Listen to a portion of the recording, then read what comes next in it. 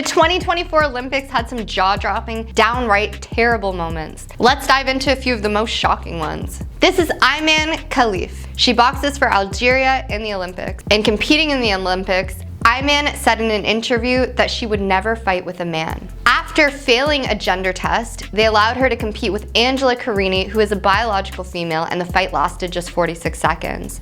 After taking 2 massive blows to the head, Angela threw her helmet down and yelled, "This is unjust." Angela refused the handshake and fell to the canvas sobbing, having received hits from Iman, who had been banned from a major boxing event before the Olympics, according to the Daily Mail. Khif was thrown out of last year's World Championships after failing testosterone tests carried out to establish gender qualifications. After the match was stopped, the referee raised Iman's hand in the air, but a visibly furious Angela yanked her own hand away from the official and walked off. Angela then plunged to her knees and burst into tears as she said she had never felt such strong blows in a contest before. Speaking after the match, she said, "I'm used to suffering. I've never taken a punch like that. It's impossible to continue. I got into the ring, but I didn't feel like it anymore after the first minute. I started to feel a strong pain in my nose. I didn't give up, but a punch hurt too much and I said enough. I'm leaving with my head held high." How could the Olympics allow this to happen? It's deplorable. If Iman already failed a gender test with too high of testosterone, how could this have even taken place?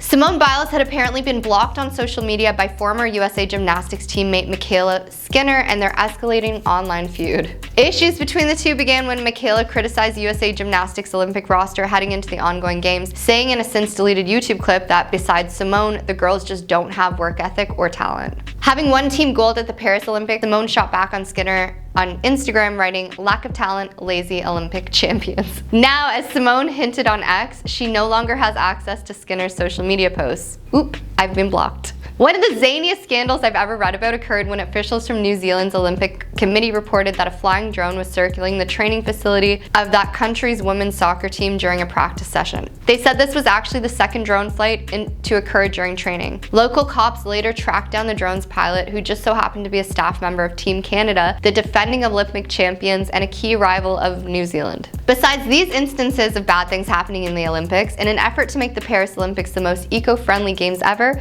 organizers ditched traditional AC units in the athletic dorms and instead planting shade trees, installed fans, and built an energy-efficient geothermal cooling system, which in theory could get rooms down to 79 degrees Fahrenheit. That plan works for some nations, but others have protested, specifically the United States and Australia. It is too hot for just ceiling fans. Officials argued that elite athletes would literally lose sleep in the sweltering dorms, and this could impact their results. After battling Paris organizers for several months, the Olympic officials relented and agreed to allow some nations to either bring their own AC units or rent them in Paris. Japan's Olympic gymnastics squad became the center of international intrigue this week after its star gymnast and team captain Shoko Miyata voluntarily withdrew from the Paris Games for breaking the squad's code of conduct. The offense?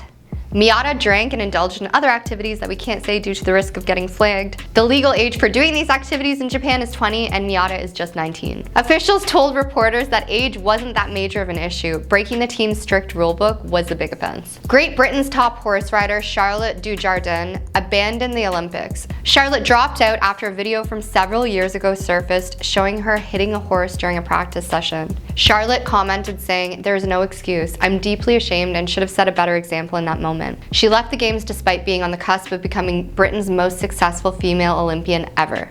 The video was leaked by a Dutch lawyer named Steven Wensing, who, according to the New York Times, specializes in equine matters.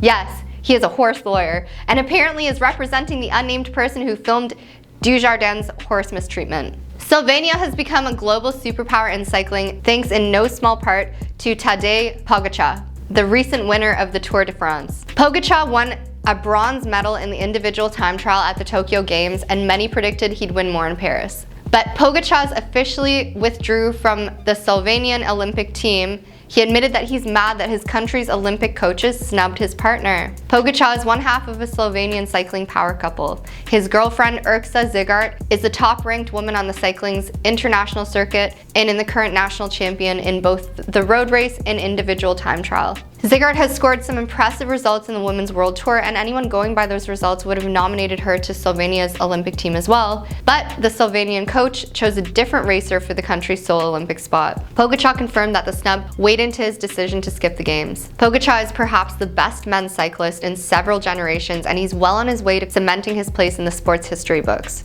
Turns out, he's an even better boyfriend.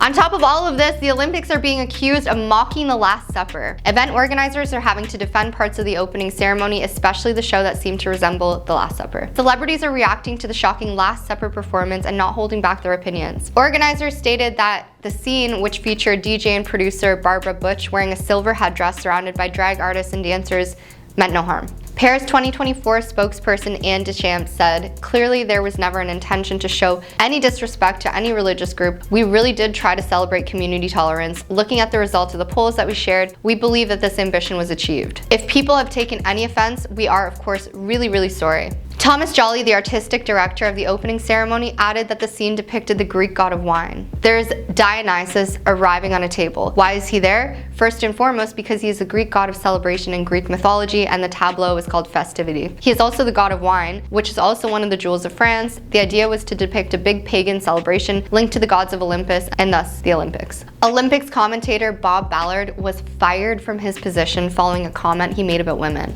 After the Australians women's relay team took home the gold medal and were making their way off the pool deck, Bob shared with Eurosport that the women were finishing up, adding, "You know what women are like, hanging around doing their makeup." The longtime sports commentator's remarks went viral on social media, which led to several people being extremely upset over what he said and then leading to his permanent removal. What do you guys think? I hope you enjoyed this list. I'm your host Jess, and I hope you have a great day.